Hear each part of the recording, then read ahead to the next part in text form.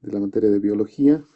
Les habla el doctor Jesús Maldonado y correspondientes estos temas al curso preuniversitario de la gestión 2020.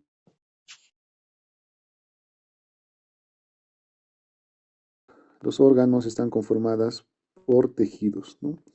Y recordemos que la unidad básica anatómica mínima y funcional es la célula, y las células nos darán tejidos. Y la unión de estos tejidos nos darán órganos y estos aparatos y sistemas y en así el organismo. Entonces, todos estos órganos constituyentes del ser vivo, del organismo, estarán conformadas por tejidos, principalmente por dos o más de los tejidos principales, que son el epitelial, el cónico. Por ejemplo, el tejido epitelial es la parte que recubre, es el tejido que recubre y incluso se entra por las mucosas y se cubre en el interior. Y cavidades grandes que también las recubre, que tendrá el nombre de mesotelio, como veremos más adelante. Entonces el organismo está conformado por tejidos, estas denominadas órganos, ¿no? Y si cumplen una determinada función, se llamarán aparatos y sistemas. Bien. Entonces, ¿cuál es el contenido de este tema? Estará principalmente la clasificación de los tejidos y esta está conformada por los 4 tejidos principales que decíamos: epitelial, conjuntivo o conectivo, el muscular y nervioso. Bien, vamos a abordar cada uno de ellos, sin embargo, el más ampuloso, el tejido epitelial. Bien, el tejido epitelial es, como el nombre indica, deriva de estas dos voces: epi, que significa encima, y todo lo que escuchen con epi significa encima o sobre, y tele, que es pezón, es una parte de la piel, ¿no? Sin embargo, este tejido recubre a todo el organismo y también cuando se invagina o entra hacia adentro de la piel, estas va conformando glándulas, ¿no? Va conformando glándulas, se ramifica y va conformando glándulas que estarán vertiendo una determinada secreción. Tanto si es hacia afuera, será una glándula exócrina, y si va hacia la circulación, será una glándula endocrina, ¿no? Bien, entonces el tejido epitelial no solamente es la parte que recubre, tanto sean cavidades o la piel, sino también la parte de las glándulas, o la que recubre las glándulas sería en todo caso. Bien, el tejido epitelial, según la embriología, deriva, como toda parte del organismo, de las 3 capas germinativas, ¿no? Y acá vemos las 3 capas germinativas. La parte en lila, que es el ectodermo, y ecto significa encima o afuera, fuera. El ectodermo estará dando origen a la epidermis, a la mucosa oral, a la mucosa nasal y la córnea, es decir, la parte más externa, ¿no?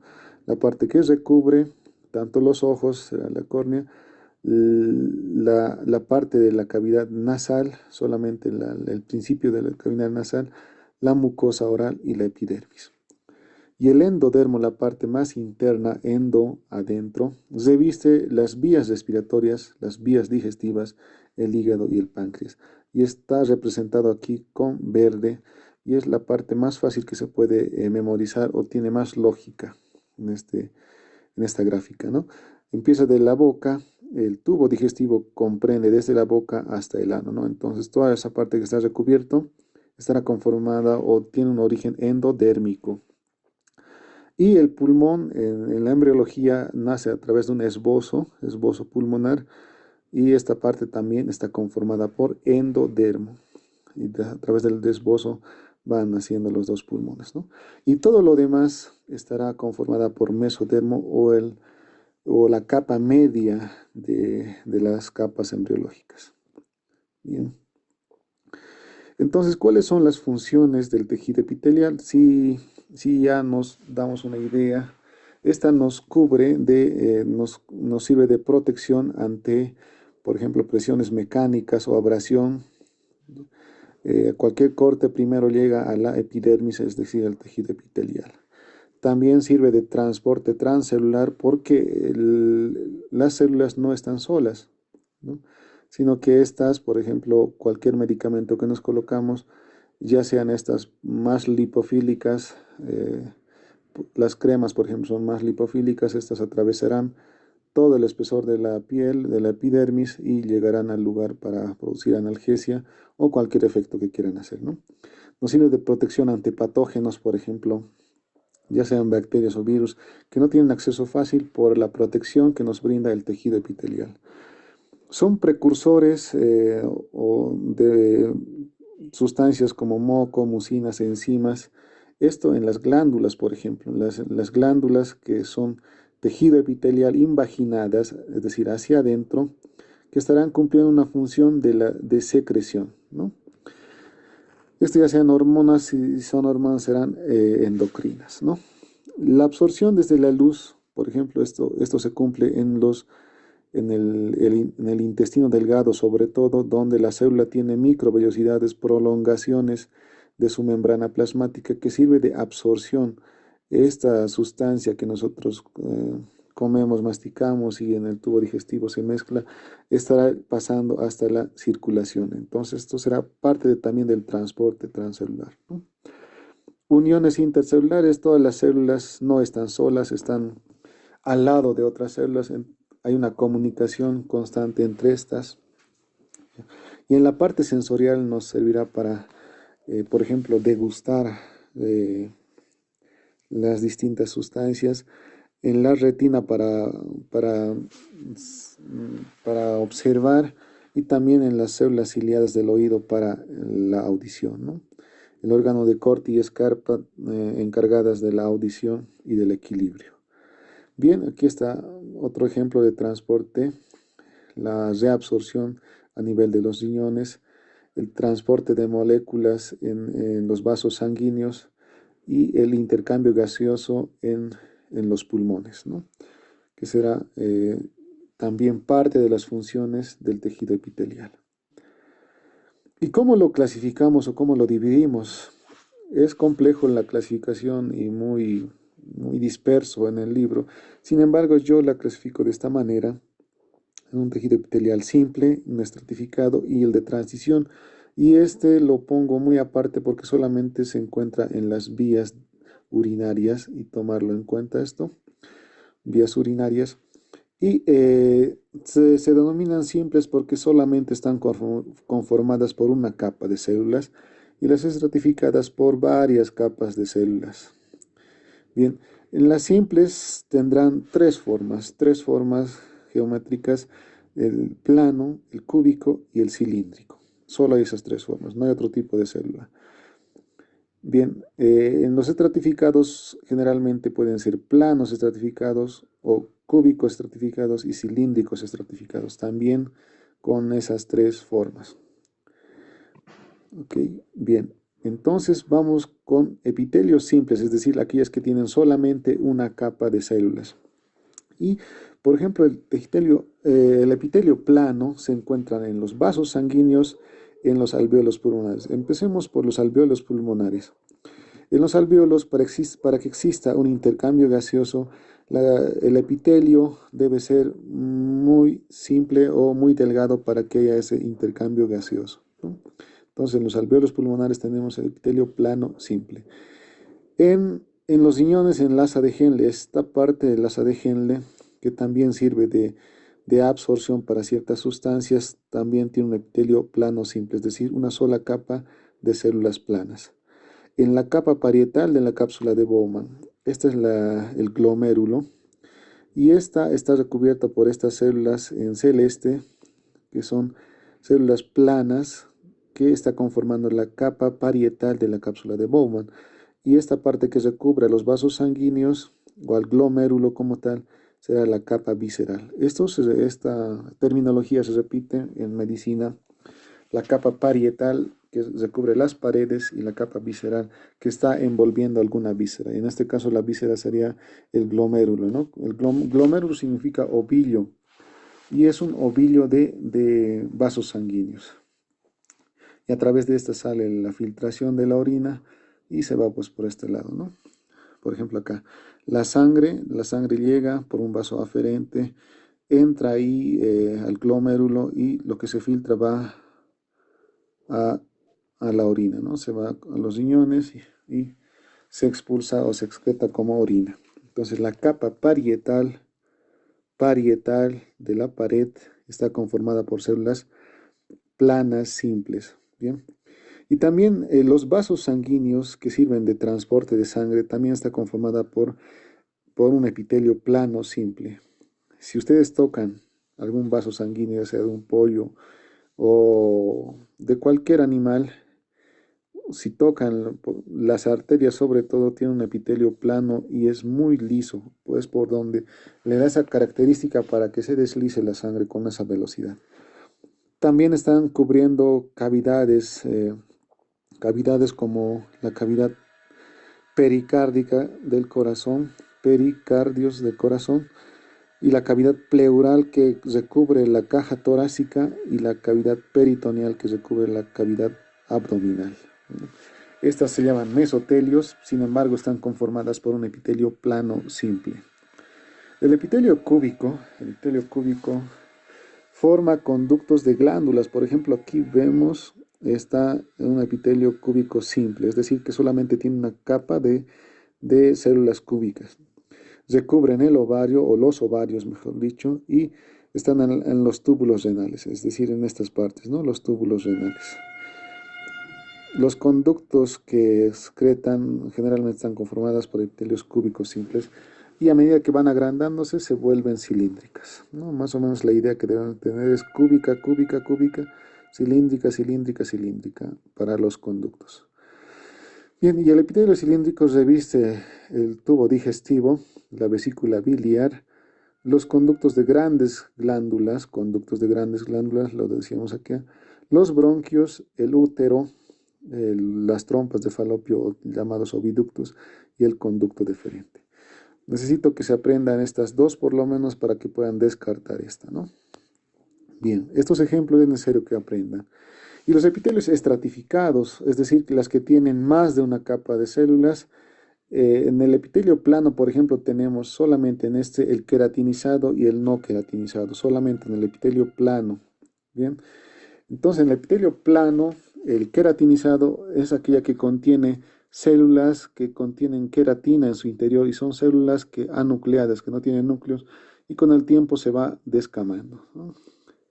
Estas están en el paladar duro, en esta parte anterior del paladar, y las encías, por ejemplo. No es el único lugar donde se encuentran epitelio plano, estratificado, queratinizado. Sin embargo, el libro coloca estos dos ejemplos y es necesario que ustedes lo sepan. El epitelio plano, estratificado, no queratinizado, estas contienen células nucleadas, en acá, células nucleadas, y no se descaman a diferencia de esta. Reviste la boca, la orofaringe, el esófago, las cuerdas bucales. Es decir, estos epitelios, el epitelio plano estratificado no queratinizado, es decir, es epitelio plano, tiene estratificado porque tiene varias capas, está en lugares que sufren fricción o están en constante uso. Por ejemplo, en las cuerdas vocales, al hablar, al emitir un sonido, las cuerdas vocales están chocando entre sí, entonces debe soportar estas fricciones. Bien, es un ejemplo de las cuerdas vocales. El esófago, por ejemplo, el transporte del bolo alimenticio desde la boca hasta el estómago eh, debe ser resistente a esto, ¿no? Y también la saliva ayuda a todo aquello. La boca por estar en constante, al estar en la masticación y demás, la orofaringe que está en el posterior de la boca y la vagina también que sufre constantes fricciones, ¿no? Bien, el epitelio, yendo a los epitelios estratificados, es decir, a los que tienen varias capas, de la forma cúbica solamente tenemos el cúbico estratificada, que está conformada por dos capas de células cúbicas y esto está en las glándulas sudoríparas. Es el único ejemplo que pone el libro y ustedes deben de saber y recordarlo para el examen. Aquello que es solo, o es único, es excepto, o es raro, deben recordarlo. Y aquí está el ejemplo del epitelio cúbico estratificado, ¿no? Cúbico estratificado que se encuentra en las glándulas sudoríparas. Bien.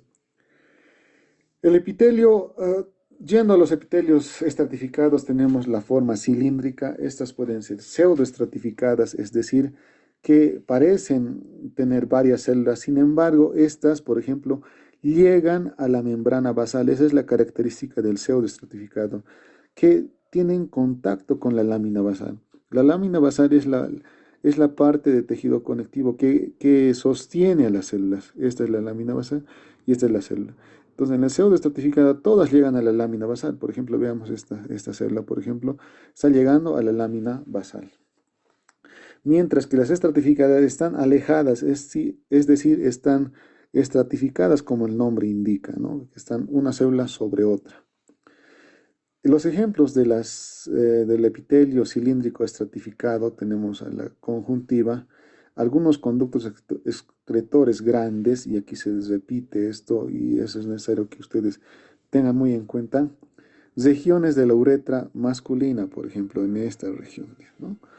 Y mientras el pseudoestratificado se encuentra en la uretra masculina, también aquí nos vuelve a mencionar uretra masculina, el epidídimo y conductos.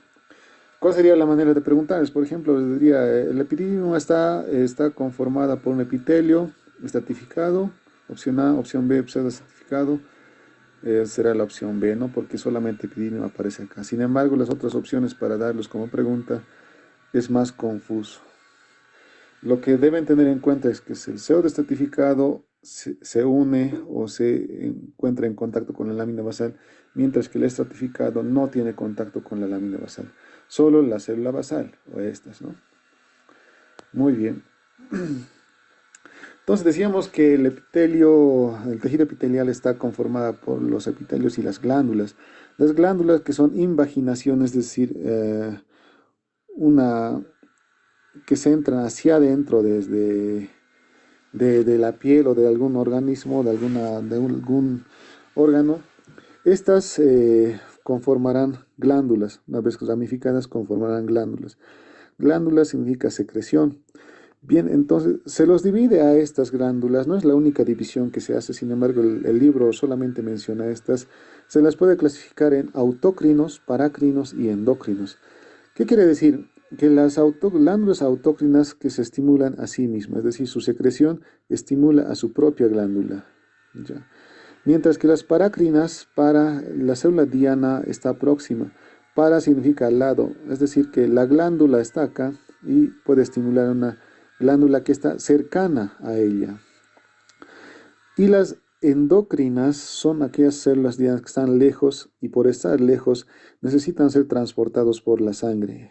Entonces, la célula, una vez que la célula secreta las sustancias que ha sintetizado, estas deben de entrar al torrente sanguíneo para que a través del torrente sanguíneo lleguen a las glándulas dianas, a las glándulas blancas o al objetivo que quieren llegar, ¿no? Eso significa diana. Entonces, sí o sí necesitan o requieren del transporte de la sangre. A través de la sangre es el lugar por donde podemos llegar a todo el organismo, ¿no? Por eso los fármacos, el que tiene mayor acción o rápida, la más rápida acción es el medicamento endovenoso, ¿no? A través de la sangre viaja al lugar donde quiera llegar. Bien, entonces tenemos otra clasificación en glándulas exócrinas, aquellas que vierten hacia afuera, pero no hacia afuera del organismo. Algunas, por ejemplo, las células sudoríparas sí vierten su contenido hacia el exterior del organismo, pero hay algunas que, por ejemplo, las glándulas salivales, la parótida submandibular, sublingual, que vierten su contenido al tubo digestivo. Por ejemplo, la glándula pancreática también vierte su contenido al tubo digestivo, ¿no? Y esta se junta, se une con el colédoco, ¿no? El colédoco se llama, que viene del hígado, aquí estaría el hígado. Bien, entonces no solamente vierte su secreción al exterior, sino también al interior, pero al interior del tubo digestivo o ya sea otro tipo de vías, ¿no?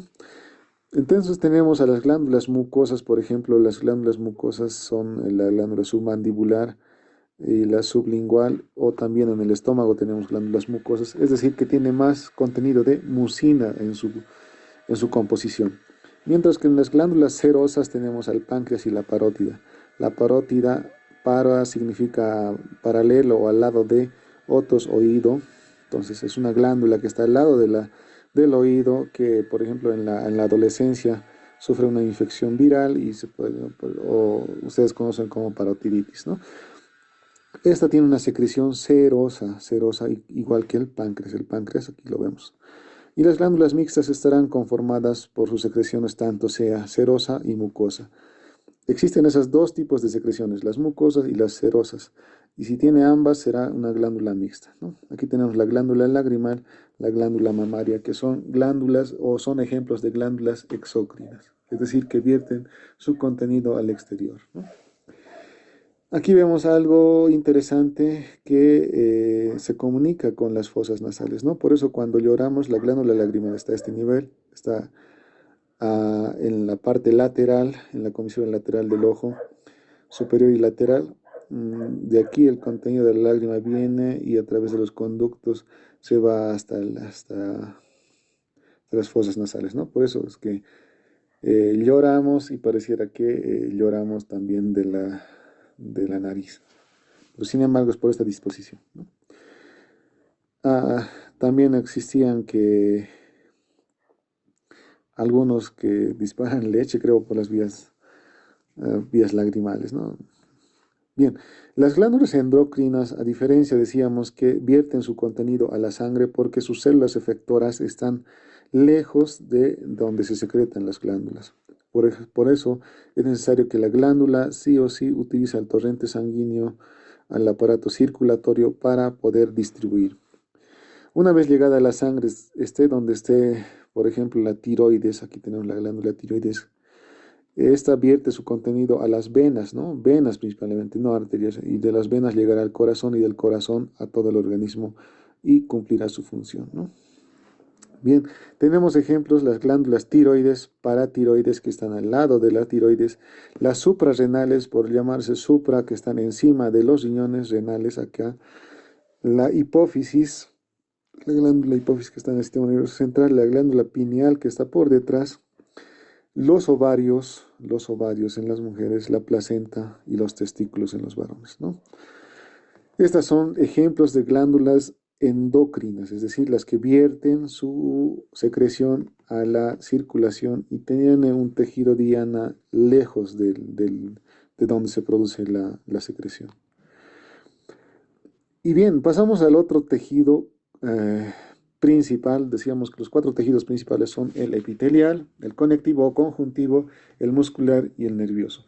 El tejido conectivo sirve de conexión para los demás tejidos y sirve de sostén, por eso este ejemplo de hacer de sostén, de unir y mantener la estructura. Esto es el tejido conectivo que mantiene las estructuras en un lugar y no se va desmoronando, ¿no? Y entonces de ahí podemos asumir que las funciones del tejido conectivo son de soporte, el intercambio de nutrientes, no solamente entre célula y célula está el tejido conectivo o el espacio intersticial que podemos marcar así, ¿no? Esta es la célula, su núcleo, su núcleo. Algunas células no están tan separadas, sino están contiguas, pero siempre hay un espacio que está alrededor de las.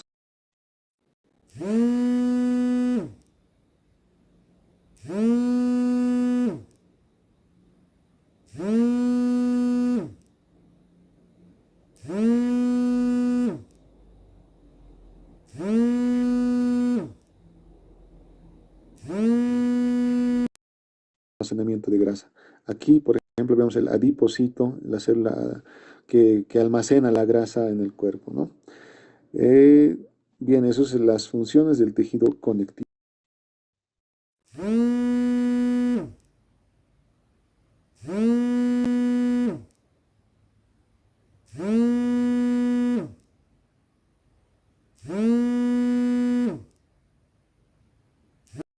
Una vez concluida su función, se vuelven al torrente circulatorio, ¿no?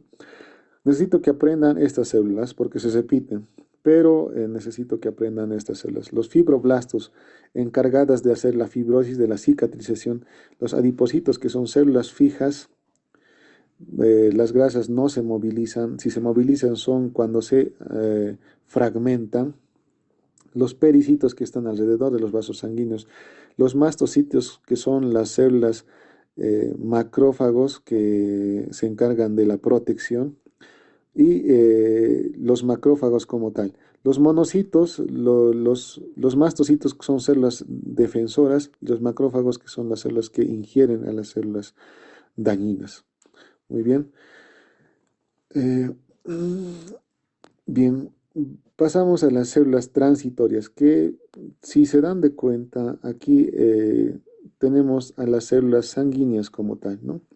A los linfocitos B y T, neutrófilos, eosinófilos, basófilos, monocitos y macrófagos. Macrófagos de nuevo se repite acá como célula transitoria. Sin embargo, estas llegan de la circulación, esta sería la circulación, llegan a través de la circulación, atraviesan el vaso sanguíneo, por diapédesis se llama ese movimiento, y llegan al tejido conectivo. Una vez completada su función, regresan a la circulación, ¿no? Por eso se llaman transitorias, las células plasmáticas, las que secretan eh, las inmunoglobulinas, ¿no? Bien, la clasificación del tejido conectivo puede ser un tejido conectivo embrionario o el tejido conectivo o conjuntivo propiamente dicho. El tejido embrionario, como su nombre indica, está presente en el embrión. Aquí vemos la gelatina del cordón umbilical de un recién nacido, donde está conformada por una vena umbilical y dos arterias, ¿no? Que es la conformación diferente al del ser humano. Entonces aquí tenemos tejido conectivo embrionario propiamente dicho. Mientras que el tejido conectivo del adulto, o el llamado también propiamente dicho, esta se dividirá en un tejido conectivo laxo, en un tejido conectivo denso, ya sea reticular y adiposo, ¿no? Es una clasificación medio rara, porque en realidad se divide en tejido conectivo laxo, denso, denso regular, denso irregular. El laxo es porque tiene pocas fibras reticulares, poca forma en su estructura, en sí es amorfo, sin forma. Mientras el tejido conectivo denso ya tiene una forma, una dirección. Por ejemplo, aquí vamos, el denso regular y el denso irregular. El regular significa que las fibras van en una sola dirección. Por ejemplo, acá, si bien varía muy poco su dirección, pero todas van en esta dirección. Mientras el tejido conectivo denso irregular no tiene una dirección fija, se distribuye de manera distinta, ¿no? Los haces de fibra colágeno. Bien, esa es la idea que deben tener. Y aquí tenemos ya una clasificación mucho mejor. Tejido conectivo laxo, por ejemplo, el denso regular y el denso irregular, que no tiene forma. Pues vean que el tejido conectivo denso regular tiene esta única dirección, ¿no? Por si vamos acá, tiene esa dirección todas sus fibras. Mientras tejido conectivo denso y irregular tiene distintas direcciones. Y el tejido conectivo especializado podemos encontrar el tejido adiposo, el cartilaginoso, el óseo y el sanguíneo. Si alguna vez les pregunta el tejido sanguíneo o la sangre, ¿a qué tipo de tejido pertenece? Pertenece al tejido conectivo especializado, ¿ya? Y así ustedes deben englobar en los 4 principales tipos de tejidos, ya sea epitelial, ya sea conectivo, ya sea muscular y nervioso. Muscular y nervioso no hay por dónde perderse. Y el epitelial, epitelio y glándulas, y el conectivo será todo lo restante, ¿no? Con eso ya saben todo. Bien, y el tejido muscular que tiene una característica, pueden ser de 3 tipos, puede ser muscular cardíaco, muscular esquelético o voluntario, y muscular lisa, ¿no? Vamos a hablar cada uno de ellos. Por ejemplo, este es un gran personaje, Arnold Schwarzenegger, que un reconocido físico-culturista, actor e incluso fue gobernador de California, ¿no? Bien, tenemos estos 3 tipos de tejidos. Dos de ellos son voluntarios, por ejemplo, mejor dicho, uno es voluntario y 2 son involuntarios. Involuntarios. El voluntario, el único tejido muscular voluntario es el esquelético. Esquelético. Y sus características, ¿cuáles son? Son fibras tubulares, es decir, en forma de tubos multinucleadas. Vemos acá las partes azules son los núcleos y está unido al esqueleto, no directamente, sino a través de los tendones, ¿no? Y este es voluntario. Si tú quieres mover un objeto, quieres atraerlo, puedes hacer, a no ser que tengas una enfermedad nerviosa, ¿no? O esté seccionado el músculo. Mientras el músculo liso y cardíaco son involuntarios. Más que involuntario, el músculo cardíaco es autónomo. Ya eso vamos a aumentarlo acá. El músculo liso está en las vísceras, por ejemplo, aquí, en las vísceras o en el intestino. Son de forma fusiforme. Fusiforme quiere decir una estructura larga envuelta en forma de uso, quiere decir, ¿no? En forma y tiene esta forma. Dos extremos adelgazados y al centro ensanchado, ¿no? Fusiforme. Son uninucleadas, aquí vemos que solamente tienen un núcleo, cubren y forman parte de los órganos. Aquí vemos que, y aquí les enseño algo que no quiero que se olviden para la clase de histología, que todo órgano hueco está conformada por capas. Todo órgano hueco está conformada por capas y la capa más interna será la mucosa y la capa media será muscular y la capa externa será serosa o el epitelio o el epitelio que está cubriendo a todas las vísceras. Bien, y la parte media, como está conformada por músculo, es el músculo liso. Y esta es involuntaria, tiene esta forma fusiforme, uninucleadas, y se cubren, por ejemplo, en el intestino, hará la peristalsis o el movimiento hacia adelante para llevar primero el bolo alimenticio y el bolo fecal aquí en el intestino grueso, ¿no? Hasta exteriorizarlo. Bien, el músculo cardíaco, y aquí vemos el músculo cardíaco, también es involuntario y más que involuntario es autónomo, es decir, que el propio corazón se manda así solo. ¿Ya? Eh, tiene, tiene estas formas estriadas, se llaman estriados porque tienen esta forma de un color más blanquecino y el otro más oscuro, entonces tiene la misma disposición el músculo cardíaco, por eso se llama estriada, también es estriada como el músculo esquelético, y está ramificada, vemos acá que está unida con otras. También tiene solo un núcleo, pero tiene más uniones, ¿no? Más uniones.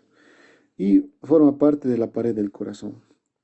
El corazón, como otra víscera hueca, también está conformada por tres capas. La capa más interna será el endocardio, la parte media será el miocardio, mio de músculo, y la capa más externa será la serosa de ese, del corazón, ¿no? De esa cavidad hueca, pericardio. Bien, el tejido nervioso, tal vez algo que nos gusta hablar, pero sin embargo poco conocemos del tejido nervioso o poco nos llegamos a enterar porque es complejo el tejido nervioso. Sin embargo, esta está encargada de cumplir las funciones de dar el trofismo a los músculos, de mantener o cumplir las funciones de transmisión de estímulos nerviosos. El dolor, por ejemplo, en cuestión de milisegundos se responde a cualquier estímulo del dolor y el dolor es un signo de normalidad del ser humano, ¿no? Imagínense si no hubiera dolor, cualquier agresión que esté sufriendo nuestro organismo no se podría tomar en cuenta y así no se podría ni acudir al médico, ¿no? El dolor es que es el único síntoma que nos hace acudir a veces al médico. Vean que el cerebro está conformado por neuronas, principalmente neuronas, y estas neuronas tienen, por ejemplo, esta es una célula nerviosa neurona, tiene una parte que se llama el axón que está conformado por citoplasma, y estas partes que parecen dedos se llaman dendritas, y lo mismo acá, ¿no? Dendritas también, que conectan unas células con otras, ¿no? A forma de dedos conecta unas células con otras. Entonces, decíamos que aquí estarían todos los cuerpos celulares en el cerebro y todas estas prolongaciones, los axones, conformarían en parte la médula espinal que está envolvido por por axones y también tiene partes celulares, ¿no? La médula espinal, si lo seccionamos, tiene una forma de H, que lo vamos a profundizar mejor en neuroanatomía, pero la parte central está conformada igual por cuerpos celulares y estas partes en blancas que están conformadas por axones, ¿no? Entonces, vean que las células nerviosas son larguísimas, larguísimas, que estarían empezando desde el cerebro y estarían llegando a una parte de la médula espinal. A medida que van conformando, van haciendo sinapsis que significa agarrar, hacen contacto con otra célula y esa célula se encarga de llevar el estímulo también más allá o recoger el estímulo del medio externo. Bien, eso es en relación al tema de hoy. Por ejemplo, decíamos de la transmisión del dolor, cómo es que se percibe en cuestión de milisegundos y uno reacciona, ¿no? Bien. Algo aquí que quería traerles esta frase: mientras más grande sea el obstáculo, mayor será la gloria, ¿no? El solo hecho de decidir estudiar medicina, bueno, pues es una meta muy grande. Que lo cumplan o no ya depende de ustedes o de las situaciones. Sin embargo, ustedes verán que se van a adaptar al medio en donde entren. Si bien muchos pensamos que no podemos tal vez enfrentar esta carrera, una vez que apruebes las ganas, porque si realmente quieres estudiar, las ganas te entran de estudiar y bueno, aquello que no sabías vas aprendiendo y como toda persona vas adquiriendo día a día los conocimientos, ¿no? El objetivo siempre es ser mejor que el día de ayer, ¿no? Que antes. Bien, el otro tema que nos faltaba es genética. También lo vamos a abordar el día de hoy. Genética. Este tema en sí es corto, es más teórico. Sin embargo, quiero que tomen en cuenta esta presentación porque tiene algunas palabras claves que pueden ayudarles a recordar una vez que hayan leído el tema. Bien, ¿qué es la genética? La genética es el pasaje de un tipo de carácter a otro ser, ¿no? Esta está contenida en el ADN y esta en el núcleo celular. Por ejemplo, lo que nosotros vemos se llama fenotipo y la genética, genotipo, es cómo está formado intrínsecamente o dentro cada célula. Es por eso que algunos rasgos físicos se pasan de generación en generación. Por ejemplo, algunas enfermedades como el síndrome de Down o el enanismo o el daltonismo están relacionadas con las genes porque se pasan de una generación a otra, ¿no? Decíamos que el color de cabello o el color de los ojos se puede pasar de una generación a otra. Sin embargo, hay que ver si de la dominancia o también del gen ligado al sexo, ¿no? Algunas enfermedades mencionamos la hemofilia, el síndrome de Down, el enanismo y el daltonismo, que ve los colores diferentes, que son enfermedades ligadas a la herencia. Algo que quiero mencionarles es la fibrosis quística. Esta es una enfermedad genética autosómica recesiva, ¿ya? Que tiene una alteración en el gen, en el cromosoma 7, mejor dicho, y hay una alteración en el canal de cloro. Esta enfermedad se caracteriza por producir mayores secreciones a nivel pulmonar y esto que va obstruyendo y es causa o es factor para que se vayan eh, desarrollando algunas bacterias y que cause infecciones, ¿ya? Es así que produce obstrucción por acúmulo de la mucosa a nivel de los pulmones y también a nivel no solamente pulmonar, sino digestivo, en el páncreas también tiene afectación, también en el aparato reproductivo, ¿no? Sin embargo, es una enfermedad genética que a tomarlo en cuenta y por eso la importancia de esta enfermedad, ¿no? Las personas que tienen esta enfermedad tienen mucha secreción, tanta secreción que les tapa las vías respiratorias, por eso, y también tienen propensión a infecciones bacterianas. Y el problema es que todo el tiempo tienen eh, perjuicio y con el tiempo sufren de infecciones, no pueden desarrollar bien Incluso se han hecho películas de esto y una película que les recomendaría es esta. A 2 metros de ti, una película romántica. Ambos chicos tienen fibrosis quística y muy recomendable. Véanlo cuando estén con un tiempo libre, estén estresados, ¿no? Bien, en el desarrollo de la genética hubieron personajes importantes que aportaron. Por ejemplo, Virchow, ya hablamos de él. En 1858 ya él habló de la teoría celular, que una célula es la base de todo organismo, ¿no? Y Charles Darwin en 1859 también aportó la teoría evolucionista. En 1865 Gregor Mendel ya inició las leyes de Mendel, ¿no? Que nosotros conocemos y debemos recordar este nombre. De 1900 a 1940 se considera el periodo de la genética clásica, ya un desarrollo más, eh, mucho mayor, porque hasta el momento no se conocían. Todo empezó, sin embargo, a través de la creación del microscopio óptico, ¿no? Otro personaje también es Wilhelm Johansen, que introdujo el término gen en 1909. Y en 1910, Thomas Hunt Morgan y colaboradores descubren la base de los cromosomas, ¿no? Vamos a hablar de los cromosomas, qué son estas estructuras, más adelante. Bien, otros personajes, por ejemplo, Alfred esbozó el primer mapa genético en 1913 y en 1930 se confirma que los genes son la unidad básica de la herencia, ¿no? Que los genes, que son parte del ADN, vamos a hablar también de eso a detalle, que son la unidad básica de la herencia. De 1940 a 1969 se reconoció al ADN como sustancia genética y al ARN como molécula mensajera, todavía en estos años, ¿no? De 1970 a 1981 surgieron las primeras técnicas de manipulación. Hoy en día prácticamente se manipula el ADN y por eso se pueden prevenir varias enfermedades. Sin embargo, la tecnología no está al alcance de todos los países.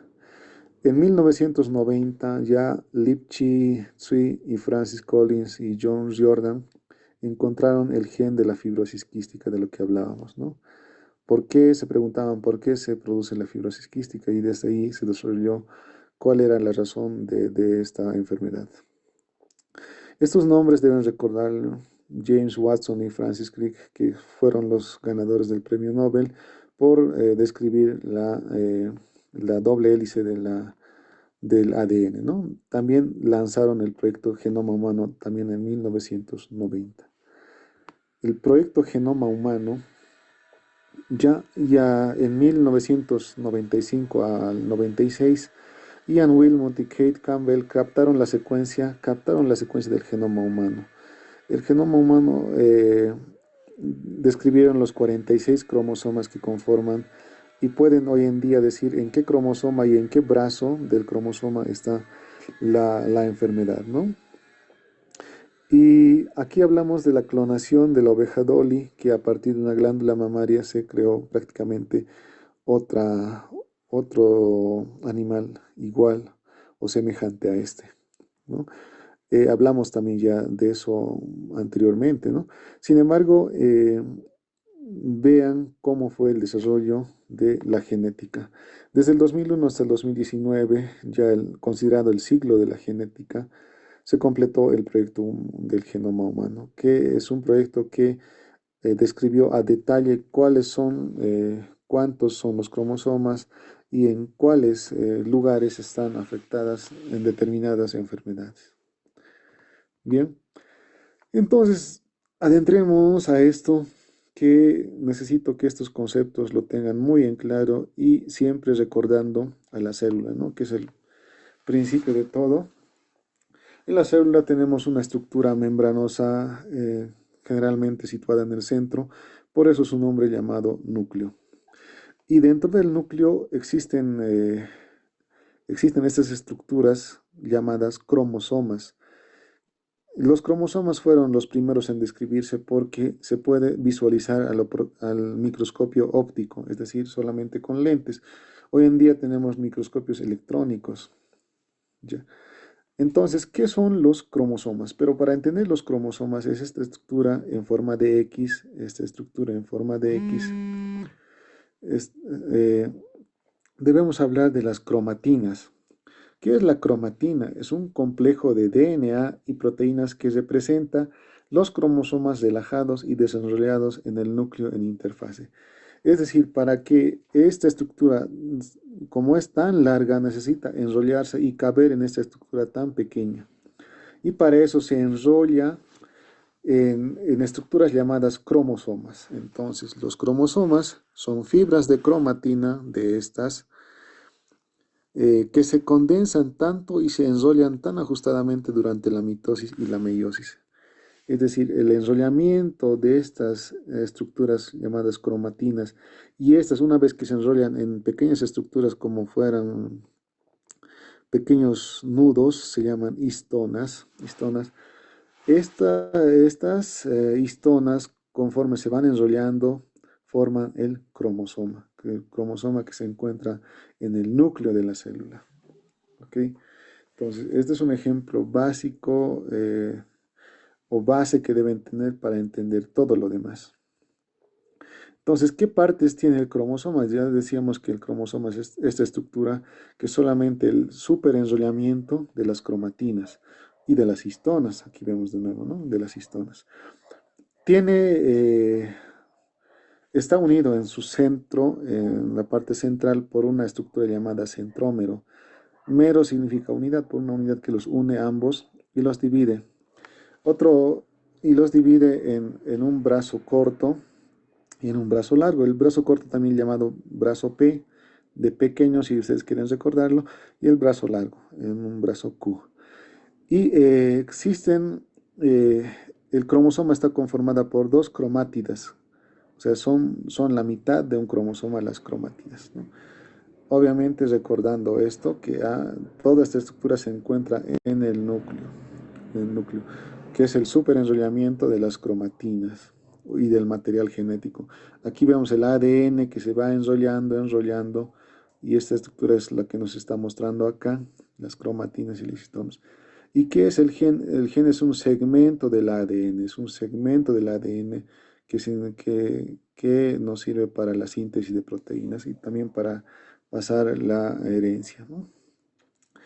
Los tipos de cromosomas por su centrómero, esto hay que recordarlo, se pueden dividirse en metacéntricos. Meta significa medio, metacéntricos aquellos que están en su parte media, las que están por debajo del centro o por encima. Por debajo vamos a tomarlo para llamarlo submetacéntrico o por debajo de las acrocéntricas, las que están a un extremo, y las que están uniendo los extremos que se llaman telocéntricos. Telo significa extremo o distante, telocéntricos. ¿Y qué son los telómeros? Los telómeros son aquellos extremos de los cromosomas que sirven y que no dejan que cumplan la función de que estos no se desenrollen. Decíamos que el cromosoma es un superenrollamiento de las cromatinas. Entonces el telómero evita a que se desenrolle y también tenga contacto con otros cromosomas. Bien, ¿qué tipos de cromosomas tenemos? Entonces, hablamos de un cromosoma de procariontes y de eucariontes. Recordemos que los procariontes eran células primitivas y colocamos la célula bacteriana, que estas no tenían un núcleo definido como tal o con membrana nuclear. Entonces, estos cromosomas procariontes solamente están constituidos por una sola cadena de ADN y que está ubicado en el nucleoide, o sea, no es una doble cadena como a diferencia de los cromosomas eucariontes de los animales o del ser humano, ¿no? Está constituida por una cadena de DNA lineal y doble y está ubicado en el núcleo, es lo más importante, ¿no? Y los cromosomas somáticos o también llamados autosómicos, estas que nos dan las características no sexuales, es decir, el color de tus ojos, el cabello, el color de tus cabellos, la estatura, el color de tu piel, estarán dadas estas características por los cromosomas somáticos. Soma significa cuerpo, ¿ok? Entonces, somáticos también llamados autosómicos. Y los cromosomas sexuales, también llamados alosomas, que dan las características sexuales. Por eso en el varón tenemos cromosomas X y Y en las mujeres serán XX, ¿no? El ser humano está conformado por 46 cromosomas, sin embargo los gametos o las células masculinas y femeninas solamente tienen 23. Y aquí volvemos a hablar del ADN. ¿Qué es el ADN? Decíamos que es esta cadena o esta hélice esta hélice que está conformada por estas estructuras, ¿no? Un azúcar, un fosfato y las bases nitrogenadas. Esa es la estructura. El fosfato, el azúcar y las uniones, ¿no? Las bases nitrogenadas a través de las uniones. Debemos recordar que las bases púricas se unen siempre a adenina, timina y las pirimídicas, guanina, citosina, en el caso de los ADNs, ¿no? Mientras que en los ARN será distinto, que estará cambiando por uracilo. A diferencia del ADN, el ARN tiene ribosa, por eso ARN, mientras que el azúcar en el ADN será una desoxirribosa, ¿no? Y además el ARN tiene estos tres tipos: ARN mensajero, ribosómico y de transferencia. Y la parte de timina estará intercambiada por uracilo, que son las diferencias más sobresalientes entre el ADN y el ARN, ¿no? Y hablamos de la herencia genética. Decíamos que cuando se unen los cromosomas paternos y maternos, dan una característica a los hijos, ¿no? Entonces aquí vemos estas posibilidades de los resultados de la combinación de los genes, ¿no? Y hablamos de genotipo cuando hablamos de la estructura genética que está y que no podemos observarlo, mientras el fenotipo son las características que son observables o objetivas a nuestro ojo humano, ¿no? Ahí vemos el color de los ojos, de los cabellos, de la piel y demás. Entonces, estas dos palabras a tenerlo en cuenta, se pregunta siempre, incluso en primer año. Y también hablamos de este tipo de división celular, sin embargo lo coloca como herencia también. La mitosis que ocurre, que es la división celular en todas las células que no sean sexuales, y la meiosis ocurre solamente en células sexuales, donde nos dan células haploides o con una solo par de cromosomas, ¿no? Y la mutación, cuando ocurre una alteración entre estas estructuras. Por ejemplo, aquí vemos que una estructura está unida con otra, mientras aquí una distorsión de estas. Entonces, eso será la mutación. En los tipos de herencia genética tenemos, por ejemplo, la herencia dominante recesiva, que esto pasa cuando uno de los alelos es dominante. Y decimos alelo, que es una secuencia de genes, una secuencia de genes. Eso significa alelos, eso tiene el nombre de alelos. Si una de ellas domina sobre el otro, se dará una herencia dominante recesiva. Los rasgos de la pareja dominante se representarán más en los hijos, ¿no? Por eso vemos, por ejemplo, que las personas que tienen en la frente el cabello más puntiagudo, que son las personas dominantes, los hijos tendrán también esta forma de cabello, ¿no? De implantación capilar. La herencia dominante incompleta, en estas no hay una dominancia como tal. Ninguno de los alelos domina sobre el otro, los rasgos se mezclan, ¿no? Sería más este el ejemplo. Mientras que en la herencia poligénica las características están dadas por dos o más genes, ¿no? No hay una dominancia como tal. Mientras que en la herencia ligada al sexo, es decir, que los caracteres del varón solamente puede pasarle a sus hijos varones, ¿ya? Porque el varón tiene un cromosoma X y Y, mientras que la mujer tiene un XX, ¿no? Entonces, solamente puede transmitir los caracteres masculinos a su hijo varón. Bien, entonces acabamos con esto. Eh, una gran frase de Humberto Ramos que nos dice que Por los sueños se suspira y por las metas se trabaja. Las metas nos indican que tenemos un objetivo, ¿no? Y en este caso, por el momento, es aprobar el examen. Ese es el objetivo. Bueno, pienso de todos, ¿no? Aprobar. Ya que tú sepas que si tienes que atender a un paciente o no antes, o tienes que, qué sé yo, saber anatomía a detalle, no es el objetivo. Por ahora es aprobar el examen. Después tú te encargarás de formarte y formarte cada día, porque verán que no todos los que entran siempre continúan y no todos los que continúan también salen, ¿no? Entonces, eso, por favor, repasar. Solamente nos falta una clase y con eso terminamos para que ustedes tengan tiempo para repasar sus demás materias, ¿no? Bueno, conmigo nos vemos en la siguiente clase, el último tema ya, y desearles todo lo mejor en esta semana y a estudiar como si fuera el examen a fin de este mes.